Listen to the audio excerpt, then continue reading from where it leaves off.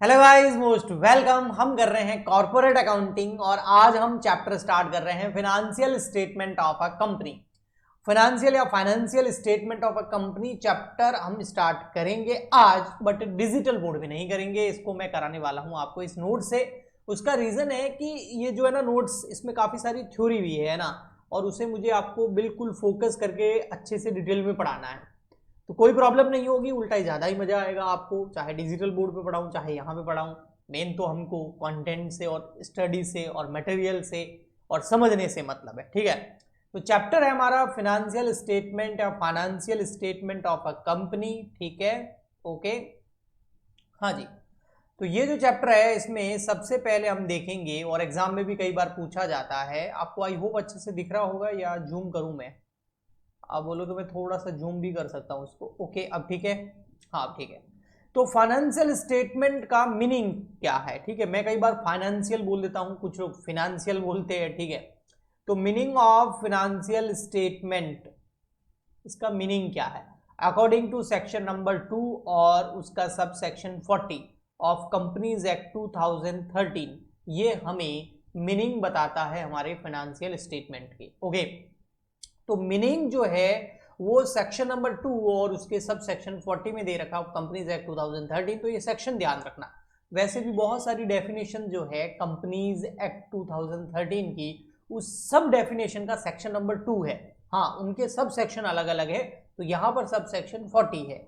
अब ये जो सेक्शन है ये हमें ये बोलता है कि फाइनेंशियल स्टेटमेंट का मतलब कंपनी से रिलेटेड अगर हम बात करें तो एक तो है भैया बैलेंस शीट, जो आप बैलेंस शीट बनाते हैं ना, वो है फाइनेंशियल स्टेटमेंट। और एक आता है आपका पीएनएल, यानी कि स्टेटमेंट ऑफ पीएनएल, ये भी आपका फाइनेंशियल स्टेटमेंट में आता है। और एक आपका कैश फ्लो स्टेटमेंट। ये तीन हो गए आपके। तो एक तो हो गई आपकी बैलेंस शीट, एक हो गया आपका पीएनएल, और एक हो गया आपका cash flow statement. And fourth number पे इंक्लूड किया जाता है एनी एक्सप्लेनेटरी नोट्स, यानी कि क्या होता है कि कैश फ्लो के अंदर या बैलेंस शीट के अंदर या स्टेटमेंट ऑफ पीएनएल के अंदर कुछ ऐसी चीज है जिसका एक्सप्लेनेटरी नोट्स देना इंपॉर्टेंट है, तो उनको यहाँ एक्सप्लेनेटरी नोट्स के अंदर अच्छे से लिख करके दिखाया जाता है। तो बहुत इजी। अगर आप बोले क्वेश्चन के अंदर कि मीनिंग बताओ फाइनेंशियल स्टेटमेंट का, तो section number 2 sub section 40 of companies act 2013 company से रिलेटेड बताता है हम कि फाइनेंशियल स्टेटमेंट का मतलब होता है एक तो बैलेंस शीट, एक हो गया स्टेटमेंट ऑफ पीएनएल, एक कैश फ्लो स्टेटमेंट और एनी एक्सप्लेनेटरी नोट्स। तो कितना सिंपल, और आई होप आपको याद भी हो गया, इसीलिए मैं आपको यहां पर पढ़ा रहा हूं ताकि आपका फोकस जाए इसके ऊपर। ओके, तो आई होप आपको इसमें कोई प्रॉब्लम नहीं होनी चाहिए। प्रॉब्लम है तो आप नीचे कमेंट कर देना। फाइनेंशियल स्टेटमेंट में ये जो कैश फ्लो है ना, ये कैश फ्लो इंक्लूडेड नहीं है। कब और कौन सी कंपनीज के अंदर? एक तो 1% कंपनी, अगर ओपीसी कंपनी है या स्मॉल कंपनीज है। हमने क्लासिफिकेशन ऑफ कंपनीज या टाइप्स ऑफ कंपनीज के अंदर बहुत डिटेल में पढ़ा था कि ओपीसी क्या होता है, स्मॉल कंपनी क्या होता है ना। और इसके अलावा आपका आ गया डोरमेंट कंपनी। तो इन तीन कंपनीज के अगर फाइनेंशियल स्टेटमेंट बना रहे हो तो वहां पर आपको कैश फ्लो स्टेटमेंट बनाने की जरूरत नहीं है। समझ में आया? यानी कि अगर आप फाइनेंशियल स्टेटमेंट बना रहे हो 1% कंपनी के, स्मॉल कंपनी के, डोरमेंट कंपनी के, तो ओनली बैलेंस शीट, पीएनएल और एक्सप्लेनेटरी नोट्स आएंगे, कैश फ्लो स्टेटमेंट एक्सक्लूडेड है।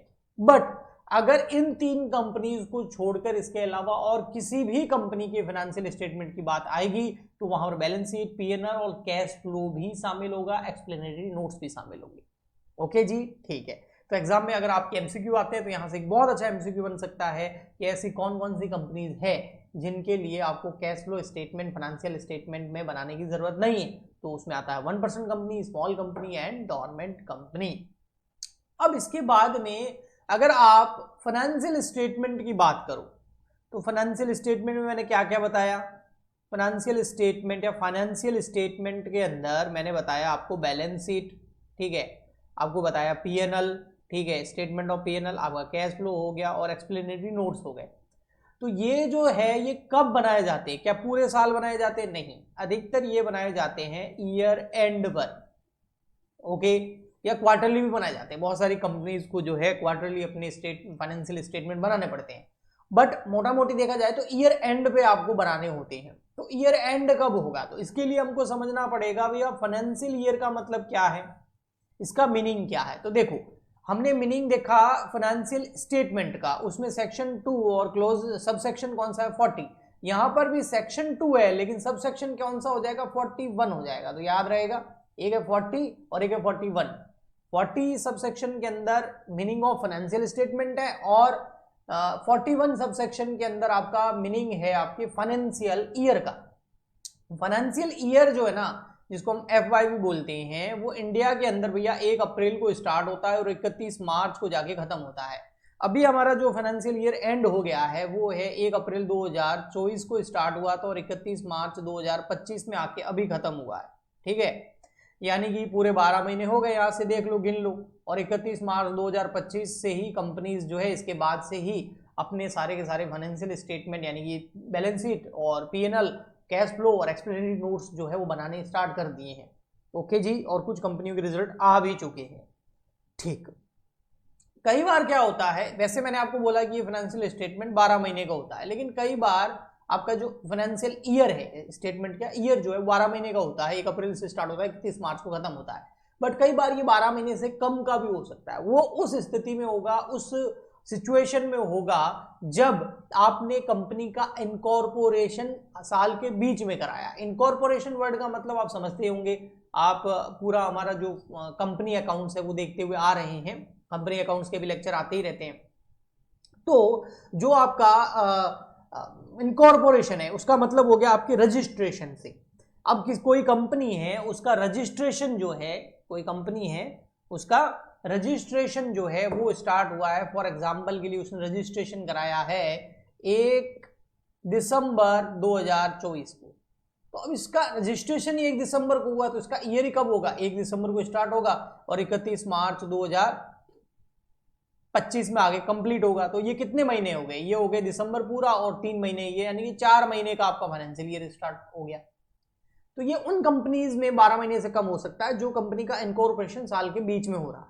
इसके अलावा सारी कंपनी का फाइनेंशियल ईयर इंडिया के अंदर 1 अप्रैल को स्टार्ट होता है, 31 मार्च को खत्म होता है। बट आपकी जो कंपनी है, ठीक है, आपकी कंपनी जो है वो जो है फॉरेन कंपनी है, फॉरेन कंपनी है यानी कि आउटसाइड इंडिया उसका इनकॉर्पोरेशन हो रखा है, तो फिर उसका जो फाइनेंशियल ईयर है वो 1 जनवरी को स्टार्ट होगा और दिसंबर में जाके 31 दिसंबर को खत्म हो जाएगा। ठीक है, तो वो कैलेंडर ईयर फॉलो करते हैं, हम फाइनेंशियल ईयर फॉलो करते हैं। ओके जी, ठीक। इसके अलावा जो फाइनेंशियल रिक्वायरमेंट है, फाइनेंशियल स्टेटमेंट बनाने के लिए क्या क्या रिक्वायरमेंट्स है, वो हमको कंपनीज एक्ट 2013 के सेक्शन नंबर 128 से लगाकर 138 लगभग 11 सेक्शंस जो है वो इसके ऊपर दे रखे हैं। टोटल 11 सेक्शन है, 128 से लगाकर 138 तक। इनमें आपको फाइनेंशियल स्टेटमेंट बनाने के लिए जो जो चीजों की, जिन जिन चीजों की रिक्वायरमेंट है वो दी गई है कि भाई आपको फाइनेंशियल स्टेटमेंट बनाने के लिए ये चीजों की रिक्वायरमेंट चाहिए। जैसे कि सेक्शन नंबर 129 के अंदर आपको बोल रखा है कि आपके फाइनेंशियल स्टेटमेंट जो है वो true and fair view present करने वाले होने चाहिए, यानी कि आपके फाइनेंशियल स्टेटमेंट में कोई भी मिस्टेक नहीं होनी चाहिए, कोई फ्रॉड नहीं होना चाहिए, कोई मिसलीडिंग इंफॉर्मेशन नहीं होनी चाहिए जिससे लोग जो है अपना उसको पढ़ करके कुछ गलत डिसीजन ले ले। तो ट्रू और फेयर व्यू देने वाले आपके balance sheet, statement of P&L, cash flow और एक्सप्लेनेटरी नोट्स होने चाहिए, यानी कि फाइनेंशियल स्टेटमेंट होने चाहिए। comply with the accounting standard notified under section 133। Section number 130 के अंदर 133 के अंदर क्या दे रखा है कि कंपनीज एक्ट के हिसाब से कुछ अकाउंटिंग स्टैंडर्ड दे रखे हैं जो ओनली कंपनीज को फॉलो करने पड़ते हैं। तो वो जो दे रखे हैं उन अकाउंटिंग स्टैंडर्ड को आपको कंप्लाई करना होगा। नेक्स्ट है आपका जो बैलेंस शीट का जो फॉर्मेट है या आपके जो स्टेटमेंट ऑफ P&L का फॉर्मेट है वो एज पर शेड्यूल नंबर 3 होना चाहिए। देखो कंपनीज एक्ट 2013 के अंदर टोटल 7 शेड्यूल है, फर्स्ट सेकंड ऐसे, ठीक है। सेक्शंस तो बहुत सारे हैं, शेड्यूल कितने हैं, टोटल 7 शेड्यूल्स है। इसमें से ये कौन से शेड्यूल की बात कर रहा है, 3rd नंबर शेड्यूल की बात कर रहा है। तो 3rd नंबर शेड्यूल के अंदर जो भी फॉर्मेट दे रखा है कंपनीज एक्ट 2013 के अंदर बैलेंस शीट और स्टेटमेंट ऑफ P&L का, उस हिसाब से ही आपको अपनी कंपनीज का फाइनेंशियल स्टेटमेंट तैयार करना है। इसके अलावा जो भी अकाउंटिंग स्टैंडर्ड्स है उसको भी फॉलो करना और उस हिसाब से फाइनेंशियल स्टेटमेंट के अंदर आइटम को कंटेंट करना भी जरूरी है। अब अकाउंटिंग स्टैंडर्ड आपको पता ही है, हम पढ़ते ही हैं, है ना, इंडियन अकाउंटिंग स्टैंडर्ड जिसको इंड एस भी बोलते हैं। ओके जी, ठीक। तो यहां तक आपको आई होप सेक्शन नंबर 129 के अंदर क्या क्या 4 बातें लिखी हुई है मैं समराइज कर दूं। ट्रू और फेयर व्यू देने वाले होने चाहिए फाइनेंशियल स्टेटमेंट। सेक्शन नंबर 133 के अंदर जो अकाउंटिंग स्टैंडर्ड्स दे रखे हैं उनको कंप्लाई करने वाले होने चाहिए। आपकी कंपनीज के जो बैलेंस शीट का फॉर्मेट है, स्टेटमेंट ऑफ पीएनएल का फॉर्मेट है, वो as per schedule number 3 of companies act 2013 होना चाहिए। और आपके फाइनेंशियल स्टेटमेंट के अंदर जितने भी आइटम्स लिए गए हैं वो अकाउंटिंग स्टैंडर्ड्स के अकॉर्डेंस होने चाहिए। ओके जी, ठीक। अब आ जाते हैं हम थोड़ा सा नीचे और हम यहाँ देखते हैं, देखो भाई हमारा जो कंपनीज एक्ट है 2013, ठीक है, उसमें मैंने बताया कि 7 शेड्यूल है, उसमें शेड्यूल नंबर जो 3 है उसमें 2 पार्ट है। उसमें पार्ट नंबर 1 के अंदर आपको बैलेंस शीट का फॉर्मेट दे रखा है और पार्ट नंबर 2 के अंदर उसको आपको पीएनएल का फॉर्मेट दे रखा है। तो आज के लेक्चर के अंदर हम एक बार बैलेंस शीट का फॉर्मेट देखते हैं, ठीक है। ये रहा आपके बैलेंस शीट का फॉर्मेट। कंपनीज की बैलेंस शीट ऐसे बनाई जाती है और एक लेक्चर में पहले अपलोड कर चुका हूँ इस बैलेंस शीट के ऊपर, तो मैं थोड़ा सा जल्दी जल्दी करा दूंगा, आई होप आपने वो देखा होगा। सबसे पहले आपको नेम ऑफ कंपनी लिखना होता है, उसके बाद बैलेंस शीट जैसे XYZ लिमिटेड, तो ये कंपनी का नाम हो गया। बैलेंस शीट एज एट 31 मार्च 2000 जैसे 24, तो यहाँ डेट लिखनी होती है। टोटल 4 कॉलम होते हैं, पर्टिकुलर का होता है, इसमें सारा का सारा आपके हेड और सब हेड आ जाते हैं और नोट नंबर में नोट्स आ जाते हैं। 2 अमाउंट के कॉलम होते हैं, ये भी अमाउंट का कॉलम है, ये भी रुपीज का कॉलम है। ये आपका करंट ईयर का है और ये आपका प्रीवियस ईयर का है, ठीक है। करंट ईयर का मतलब क्या है यहाँ पर? करंट ईयर का मतलब जैसे 2000 मैंने बोला 24-25 हमारा फाइनेंशियल ईयर है, तो 31 मार्च 2025 का डेटा यहाँ आ जाएगा। ये प्रीवियस ईयर का है, 31 मार्च 2024 यानी पिछले साल का। ये पिछले साल का और करंट ईयर का दोनों डेटा इसलिए लिखा जाता है ताकि कंपैरिजन आराम से हो जाए। काफी लोग होते हैं ना जिनको कंपैरिजन करना होता है, भाई पिछले साल बैलेंस शीट में एसेट्स एंड लायबिलिटी की पोजीशन क्या थी और अब क्या है, बढ़ी है या कम हुई, वो देखना है। इसीलिए उस कंपेयर करने के लिए 2 कॉलम दिए हुए होते हैं। अगर क्वेश्चन में आपको दोनों ईयर का डेटा दे रखा है तो 2 कॉलम बनाइए, अदरवाइज आपको केवल करंट ईयर का कॉलम बनाना है अमाउंट वाला। अब आते हैं बैलेंस शीट के अंदर, आपको पता है कि 2 साइड होती है, एक होती है इक्विटी एंड लायबिलिटी, ठीक है, और एक होती है आपकी एसेट साइड, ठीक है। तो बैलेंस शीट को 2 पार्ट के अंदर डिवाइड किया जाता है। अब आपकी जो बैलेंस शीट है उसमें इक्विटी एंड लायबिलिटी जो साइड है उसमें टोटल 4 मेजर हेड है। ये देखिए, ये है फर्स्ट, ये रहा सेकंड, ये रहा थर्ड और ये रहा फोर्थ। तो मेजर हेड कितने हैं? 4 हेड है। इसमें सबसे पहले है शेयर होल्डर फंड, फिर है share application money pending allotment, फिर है नॉन करंट लायबिलिटी और फिर है करंट लायबिलिटी, ठीक, ओके। अब आपका जो मेजर हेड है लायबिलिटी साइड में वो 4 हो गए, share holder fund, application money, pending allotment, non current liability और करंट लायबिलिटी। अब इनके अंदर बहुत सारी सब हेड्स हैं। अब वो सब हेड कौन से हैं? शेयर होल्डर फंड के अंदर सब हेड है फर्स्ट नंबर शेयर कैपिटल। अब ये जो शेयर कैपिटल है ना, ये शेयर कैपिटल के अंदर आपकी कौन सी कैपिटल आ जाएगी? इसके अंदर आ जाएगी आपकी equity share capital, preference share capital, ये सब यहाँ आएगा। फिर आता है B number reserve and surplus, 3 है इसके सब हेड शेयर होल्डर फंड के अंदर। रिजर्व एंड सरप्लस के अंदर आपका general reserve statement of PNL, capital reserve, workman compensation reserve, बहुत सारे रिजर्व्स यहाँ आ जाएंगे, ओके।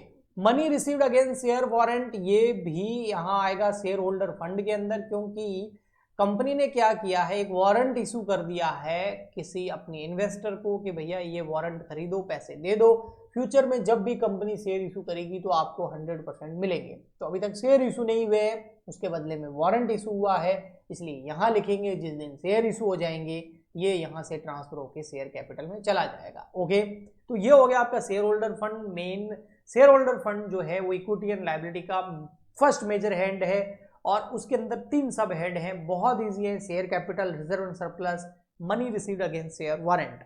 फिर आता है सेकंड नंबर आपका share application money pending allotment, इसके अंदर कोई सब हेड नहीं है, ये मेजर हेड नंबर 2 है। इसका मतलब ये है कि कंपनी ने शेयर इशू कर दी, शेयर इशू करने की प्रोसेस स्टार्ट कर दी है, एप्लीकेशन मनी आ गई है, लेकिन शेयर्स की अलॉटमेंट अभी तक नहीं हुई है, कॉल्स अभी तक नहीं आई है, और बीच में आ गई हमारी क्लोजिंग डेट यानी कि ईयर एंड हो गया है। तो इसको हम कैपिटल में ना दिखा करके यहाँ दिखाएंगे क्योंकि अभी तक शेयर्स का अलॉटमेंट नहीं हुआ है। फिर आता है आपका नॉन करंट लायबिलिटी और करंट लायबिलिटी, दोनों के अंदर ही सब हेड दे रखे हैं 4-4। नॉन करंट लायबिलिटी और करंट लायबिलिटी में फर्क ये है, डिफरेंस ये है कि जो नॉन करंट लायबिलिटी होती है वो ऐसी लायबिलिटी होती है जिसका पेमेंट कंपनी को 1 ईयर के आफ्टर, 12 महीने के बाद या एक ऑपरेटिंग साइकिल पीरियड के बाद करना है। और करंट लायबिलिटी ऐसी लायबिलिटी होती है जिसका पेमेंट कंपनी को within 12 month, within 1 year या within 1 operating cycle period करना होता है। ओके, अब देखिए नॉन करंट लायबिलिटी में सबसे फर्स्ट है लॉन्ग टर्म बोरोइंग और शॉर्ट करंट लायबिलिटी में आता है शॉर्ट टर्म बोरोइंग। बोरोइंग का मतलब यहाँ पर उधारी से है, जैसे बैंक से लोन लिया लेकिन हम उसका पेमेंट 4-5 साल में करेंगे तो यहाँ आएगा। बैंक से लोन लिया लेकिन उसका पेमेंट विद इन 12 मंथ करना है, 2 महीने में करना है, तो यहाँ आएगा। तो लोन्स जितने भी आ गए वो यहाँ आते हैं, अगर लॉन्ग टर्म है तो लॉन्ग टर्म में, शॉर्ट टर्म में तो शॉर्ट टर्म में। डिवेंचर जो है बेटा वो यहाँ आते हैं। ओके, इसके आती है फिर deferred tax liability. Deferred tax liability का मतलब वो लायबिलिटी होती है जब आपकी अकाउंटिंग इनकम और टैक्सेशन इनकम के बीच में डिफरेंस आ जाता है। आपने टैक्स जमा करा दिया एज पर अकाउंटिंग इनकम, लेकिन बाद में इनकम टैक्स के हिसाब से जो टैक्सेशन कैलकुलेट किया गया इनकम टैक्स की इनकम के हिसाब से वो था ज्यादा, तो उस वजह से आपकी लायबिलिटी बन गई, वो यहाँ आएगी। यहाँ आपका आता है B number trade payable. Trade payable का मतलब होता है क्रेडिटर्स और बिल्स पेबल, यानी कि आपने गुड्स उधार सेल कर दिया है तो वो क्रेडिटर से आप विद इन 12 मंथ पैसे ले लोगे तो वो यहाँ आ जाएगा। यहाँ आ जाती है अदर लॉन्ग टर्म लायबिलिटी, यहाँ आ जाती है अदर करंट लायबिलिटी, यहाँ आते हैं लॉन्ग टर्म प्रोविजन, यहाँ आते हैं शॉर्ट टर्म प्रोविजन। ओके, जैसे doubtful provision for bad acts वो यहाँ आएगा, provision for employees provident fund या वगैरह ऐसा कुछ है तो वो यहाँ आ जाएगा, लॉन्ग टर्म के लिए करते हैं। ओके, तो 4 दोनों में है, बहुत इजी है। देखिए नॉन करंट में क्या है, लॉन्ग टर्म बोरोइंग, यहाँ क्या है शॉर्ट टर्म बोरोइंग, यहाँ क्या है डेफर्ड टैक्स, यहाँ क्या है ट्रेड पेबल, यहाँ क्या है अदर लॉन्ग टर्म लायबिलिटी, यहाँ अदर करंट लायबिलिटी, यहाँ लॉन्ग टर्म प्रोविजन, यहाँ शॉर्ट टर्म प्रोविजन। तो इस तरीके से आपका ये लायबिलिटी साइड बहुत इजी तरीके से खत्म हो गया है। मैं चाहो तो 1 मिनट में बोल के भी बता सकता हूँ आप, ठीक है, चलिए बताता हूँ।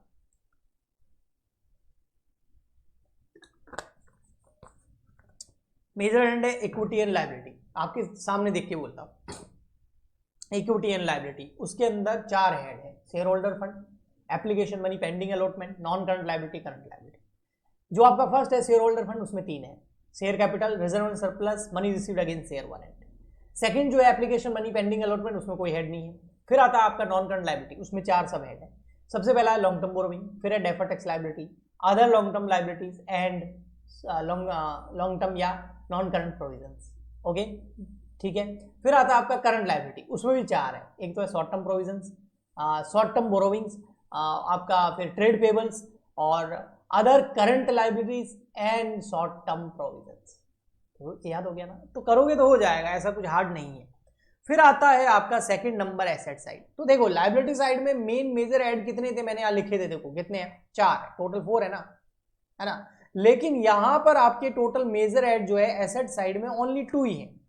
एसेट साइड में ओनली कितने हैं, 2 है। देखो मैं बताता हूं आपको, एसेट साइड में ओनली 2 है, एक ये रहा और एक ये रहा, ओनली 2। सबसे फर्स्ट कौन सा आपका नॉन करंट एसेट्स और करंट एसेट्स, जैसे वहां था ना नॉन करंट लायबिलिटी और करंट लायबिलिटी, तो यहाँ नॉन करंट एसेट और करंट एसेट, बस तो 2 ही हेड है यहाँ पर। ओके, अब जो नॉन करंट एसेट्स है इसके अंदर टोटल आपके जो सब हेड है वो कितने हैं, देखो वो है टोटल आपके 5, 1 2 3 4 5, A B C D F, total हो गए 5। अब कौन कौन से, सबसे पहला है फिक्स एसेट्स। फिक्स एसेट्स के अंदर क्या क्या आता है, लैंड, बिल्डिंग, इसके अलावा प्रॉपर्टी हो गया, प्लांट हो गया, इक्विपमेंट हो गया, गुडविल हो गई, ट्रेडमार्क हो गया, फ्रेंचाइजी हो गया, फॉर्मूला हो गया, पेटेंट हो गया, कॉपीराइट हो गया, ये सब इसमें आता है।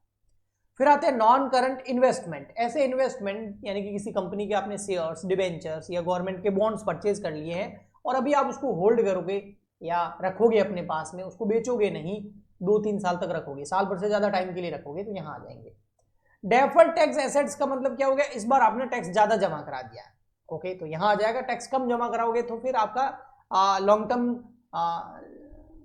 नॉन करंट लायबिलिटी के अंदर आ जाता है, ठीक है। बी नंबर में डेफर्ड टैक्स लायबिलिटी यहाँ आ जाएगा, डेफर्ड टैक्स एसेट्स ये सी नंबर पे आएगा। फिर long term loans and advances, loan लिया नहीं है बेटा, लोन दिया है और लंबे टाइम के लिए दिया है। अदर नॉन करंट एसेट्स, जैसे कि आपकी अदर नॉन करंट एसेट आ गई, कोई भी ऐसी एसेट्स जो लॉन्ग टर्म के लिए हम होल्ड करते हैं और ऊपर किसी में से नहीं आ रही है तो यहाँ आ जाएगी, ओके। तो ये तो आप समझ गए, लेकिन जो फिक्स एसेट्स है ना उसके अंदर देखिए 4 है। फिक्स एसेट्स के अंदर 4 में सबसे फर्स्ट क्या है, टेंजिबल एसेट, आजकल इसको पीपीई भी बोला जाता है, प्रॉपर्टी प्लांट इक्विपमेंट। तो टेंजिबल एसेट की जगह आप पीपीई भी लिख सकते हैं, प्रॉपर्टी प्लांट और इक्विपमेंट। प्रॉपर्टी में लैंड आ गया, बिल्डिंग आ गया, प्लांट के अंदर प्लांट एंड मशीनरी आ गया, इक्विपमेंट्स आ गए, यानी कि टेंजिबल एसेट्स ही हो गई, वो यहाँ आएगी। इनटेंजिबल एसेट्स के अंदर आपका आ गया goodwill, patent, copyright, franchisee, formula, वो यहाँ आ गया। कैपिटल वर्क इन प्रोग्रेस मतलब कोई प्लांट जो टेंजिबल एसेट्स है, पीपी, उसके ऊपर अभी तक काम चल रहा है, तो यहाँ आ जाएगी।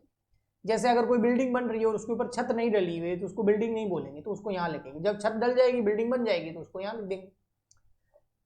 फिर आता है 4th number, intangible asset under development, यानी कि जो मैंने आपको बताया इनटेंजिबल एसेट, ये वाली goodwill, patent, copyright, franchisee, formula, इसको अभी डेवलप कर रहे हैं तो यहाँ आएगा। जब डेवलप हो जाएगी तो ये भी यहाँ ट्रांसफर हो जाएगी। ओके जी, ये तो मैं बता ही चुका हूँ। फिर आती है हमारी करंट एसेट्स। करंट एसेट्स के अंदर सबसे फर्स्ट आता है करंट इन्वेस्टमेंट। ऐसे किसी कंपनी के हमने शेयर्स, दूसरी कंपनी के शेयर्स, डिवेंचर्स, गवर्नमेंट के बॉन्ड्स परचेज कर लिए, लेकिन 12 महीने के अंदर अंदर हम उसको बेच देंगे तो यहाँ आएगा, और 12 महीने से ज्यादा टाइम तक होल्ड करेंगे तो यहाँ आ जाएगा। ओके जी। इन्वेंट्रीज यानी कि स्टॉक हो गया, इसमें आपका रॉ मटेरियल का स्टॉक हो गया, WIP का स्टॉक हो गया, फिनिश गुड्स हो गया, लूज टूल्स हो गए वगैरह, ये सब आपका इन्वेंट्रीज में आता है। ट्रेड रिसीवेबल का मतलब हो गया डेटर्स, NBR, आपने उधार माल बेचा है तो यहाँ आ जाएगा। डेटर्स जो है पैसे लेने, कैश एंड कैश इक्विवेलेंट के अंदर कैश आ जाता है, बैंक आ जाता है, इसके अलावा आपका चेक आ जाता है, और मार्केटेबल सिक्योरिटीज आ जाती है। नेक्स्ट आता है short term loans and advance. 12 महीने के अंदर अंदर आप पैसा वापस ले लोगे, इतने टाइम के लिए किसी को लोन दिया है, लिया नहीं, दिया है, तभी तो एसेट है, तो वो यहाँ आ जाएगा। अदर करंट एसेट्स में आपका प्रीपेड एक्सपेंस आ गया और आपका अक्रूड इनकम आ गया, तो ये सारे आपके अदर करंट एसेट्स के अंदर आ जाते हैं। तो ये हो गया आपकी बैलेंस शीट। नेक्स्ट लेक्चर के अंदर मैं आपको अच्छे से समझा दूंगा स्टेटमेंट ऑफ P&L, ठीक है। तो आई होप आपको अच्छे से समझ में आया होगा। प्लीज ज्यादा से ज्यादा इस वीडियो को लाइक करें, चैनल को सब्सक्राइब करें, कमेंट करके बताएं आपको कैसा लगा। हम मिलते हैं नेक्स्ट लेक्चर में, आज के लिए इतना ही, तब तक के लिए goodbye and thank you.